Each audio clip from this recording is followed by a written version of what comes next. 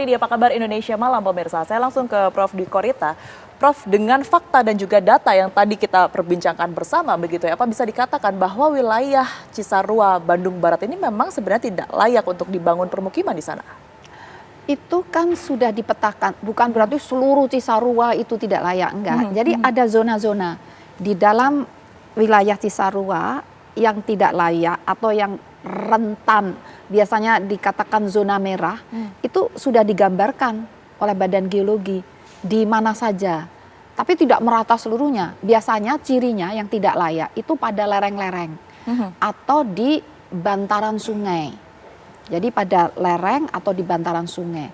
Tapi kalau jauh dari bantaran sungai, jauh dari lereng, itu masih aman. Itu. Jadi tetap harus dipetakan ulang ya. Betul. Karena lahannya sudah berubah, bencananya sudah terjadi, jadi ketidaklayakannya juga bergeser-geser gitu, seperti itu. Nah, kalau Anda melihat di tahun 2026 ini datanya sudah cukup terupdate kah berkaitan dengan wilayah-wilayah tersebut yang harus diwaspadai, Prof? Harus diupdate, karena cukup banyak bencana ya. Dan kita lihat perubahan lahan itu juga cepat ya. Dulu 5 tahun sekali itu harusnya diupdate, tapi sekarang mungkin kurang ya, harus lebih pendek lagi. Karena perubahan lahan itu sangat cepat, dan perubahan lahan itu salah satu pemicu terjadinya bencana baik longsor, banjir bandang, termasuk hujan. Tapi hujan itu pemicu yang datang paling akhir.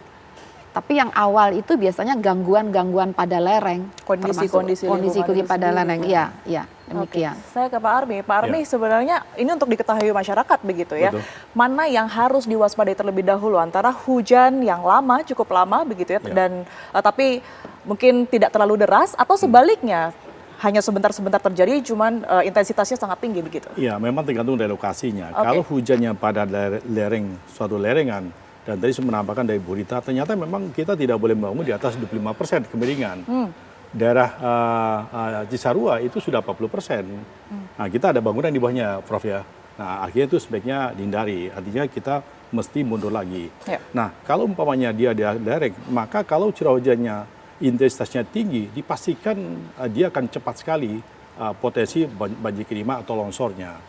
Nah, berbeda dengan daerah yang dataran. Dataran ini kita membutuhkan durasi yang panjang dari intensitas curah hujan, sehingga dia baru mempunyai suatu potensi bencana, apakah longsor atau banjir kiriman. Saya kira ini dua kondisi yang berbeda. Kalau daerah kemiringan lereng yang cukup tinggi, katakanlah seperti di Cisarua itu 40%, maka intensitas yang cukup lebat saja, tapi walaupun singkat, itu berpotensi. Apalagi daerahnya daerah lapuk, seperti Prof Rita sampaikan tadi, itu sudah sangat tua sekali. Tapi kalau daerah yang lerengnya rendah saja, katakanlah sampai 20%, intensitas yang panjang itu mempengaruhi potensi bencana lebih besar daripada yang curah hujan cukup tinggi. Seperti itu, Bu Tiara.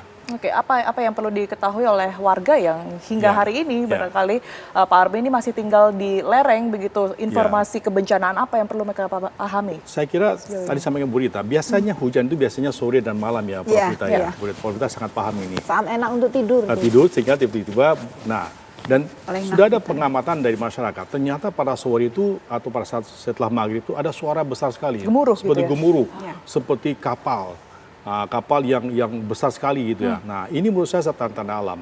Tapi sebelumnya kita lihat dulu, apakah selama itu kita ada hujan cukup lebat atau tidak. Nah, seharusnya pada lereng tersebut kita sudah harusnya waspada untuk bisa bersiap-siap untuk, kata orang sekarang bukan lagi siaga, tapi sudah awas. Langsung evakuasi ya, Prof ya. Evakuasi sehingga kita bisa terhindar. Nah, saya kira ini kerjasama dengan para BPBD, RT RW setempat sudah harus kuat ya, Prof ya. Sehingga kita siap-siap. Ini sudah lama hujan ya. Apalagi kita tahu Jawa Barat itu daerah yang selama 1 bulan kebelakangan ini cukup tinggi curah hujannya. Ditambah tanggal 23 hujan seharian, harusnya kita sudah mulai pindah. Sudah pindah evakuasi, kata Prof Rita tadi. Seperti itu, Mbak Tiara. Oke, pertanyaan yang sama mungkin untuk Prof Dwi Korita begitu ya. Kalau dari sisi geologi, apa yang perlu diketahui masyarakat juga untuk setidaknya melakukan pencegahan atau memitigasi hal-hal serupa seperti ini? Nah, sebetulnya masyarakat bisa melihat gejala awal lereng itu akan longsor. Itu tidak mendadak. Biasanya sering didahului dengan munculnya retakan berbentuk lengkung tapal kuda. Itu sudah artinya itu sudah mulai bergerak, makanya retak.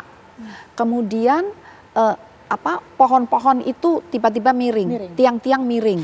Lalu lereng itu tiba-tiba gembung gitu loh. Wah, itu berarti sudah mulai mendesak. Kemudian juga tiba-tiba muncul mata air. Kemudian juga kalau rumahnya ada di lereng, tiba-tiba pintu nggak bisa dibuka, jendela nggak bisa dibuka. Artinya rumahnya tuh udah ikut bergerak, gawangnya udah berubah. Bahkan ada rumahnya ikut ambles retak. Untuk mencegahnya, itu saya rasa kalau udah seperti itu sulit untuk dicegah. Lebih baik segera lapor, dan kalau sudah mendung, apalagi gerimis, tinggalkan tempat itu. Evakuasi ya Prof. Evakuasi diri. Tahun 2000 kami itu datang ke gunung-gunung menoreh. Desa-desa itu kalau udah gerimis, evakuasi waktu itu sebagai relawan. Di sana juga ada relawan pakai trail ya, itu turun. Jadi kalau sudah begitu tuh udah sulit mencegah, tapi menyingkir.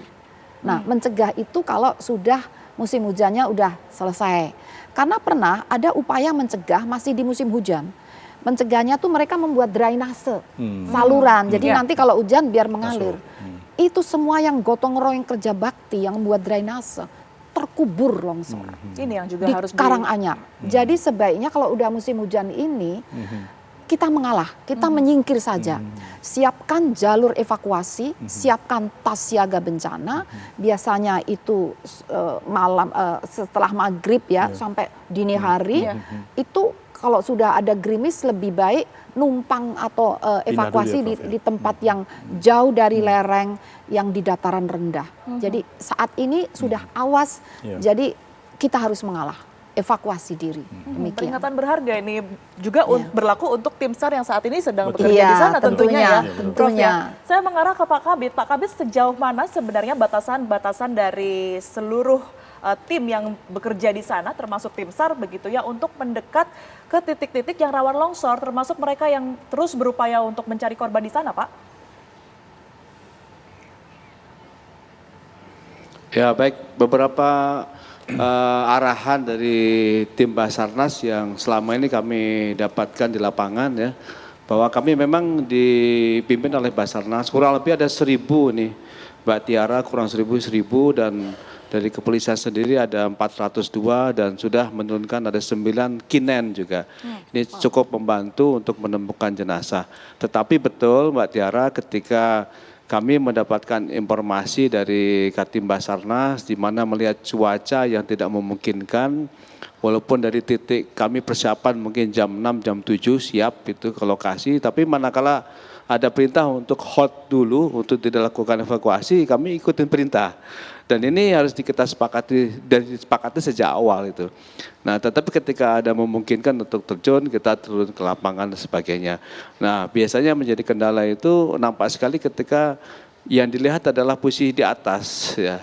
Di Gunung Burangrang ini kan memang ini di kaki bukit sekali Tiara. Jadi dan ketika di puncak itu nampak mendung dan hujan, nah kita sudah di warning dulu untuk waspada.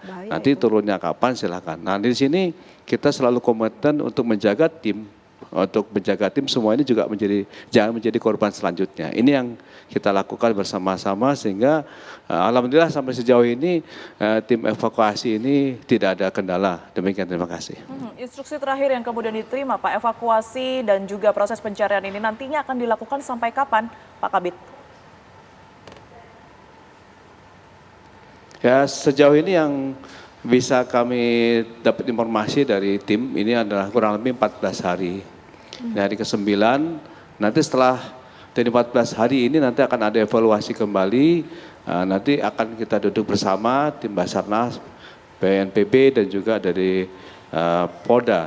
Nanti akan kita ikutkan apakah nanti ada evaluasi untuk tindak lanjut sampai lanjutnya atau cukup di 14 hari untuk evakuasi korban ini. Demikian. Tapi untuk pos DVA kami akan selesaikan sampai tuntas untuk proses identifikasinya.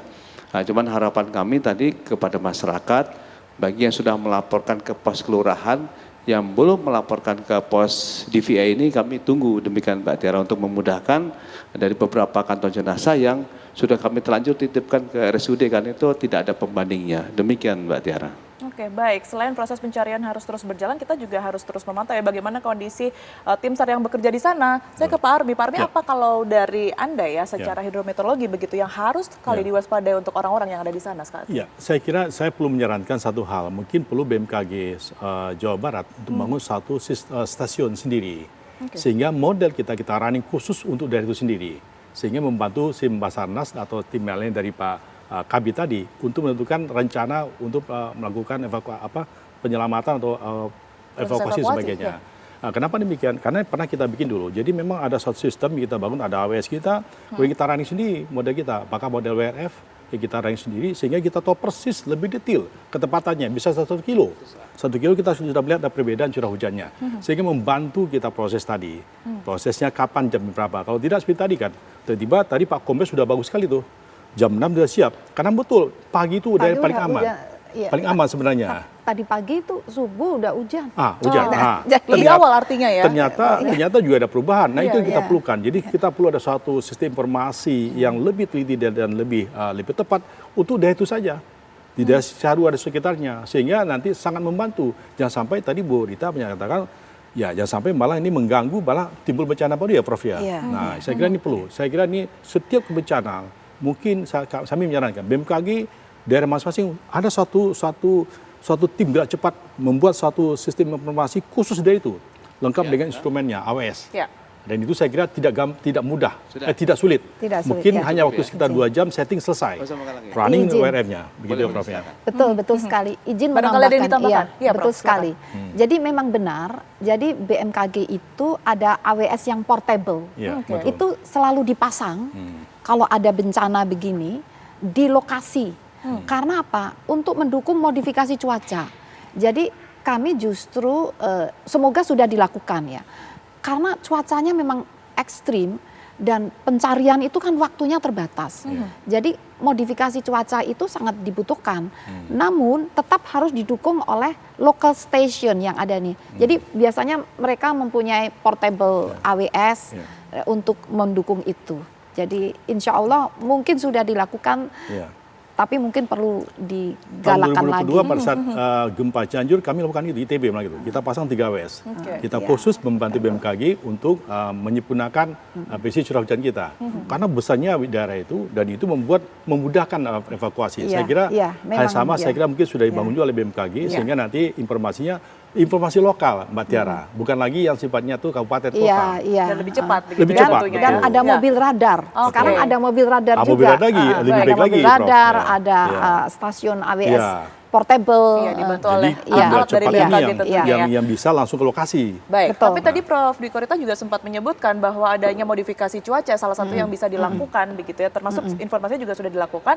Ada tidak sih dampak tersendiri jika memang itu sudah dilakukan di lokasi, mengingat juga kondisinya cukup membahayakan ya, bisa dikatakan seperti itu medannya?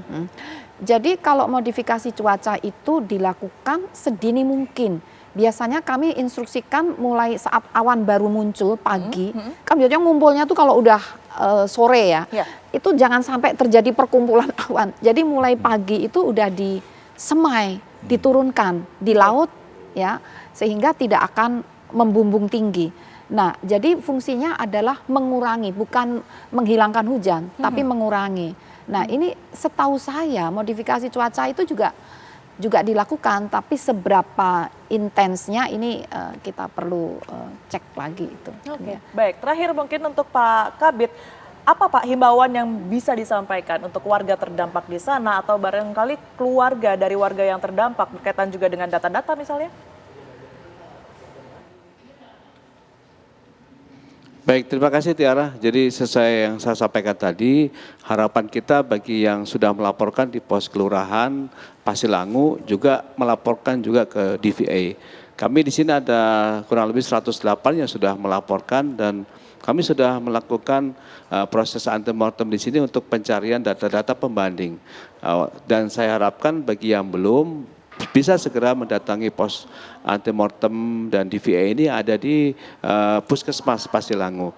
Dan yang kedua, mohon bersabar kepada masyarakat yang ada di pengungsian, baik yang ditampung oleh di pos-pos yang dikelola pemerintah daerah dan juga yang ada di masyarakat yang di rumah-rumah keluarga dan sebagainya, untuk tetap bertahan dulu sampai dengan ada proses evakuasi secara tuntas yang dilakukan oleh tim Basarnas dan 3 gabungan ini.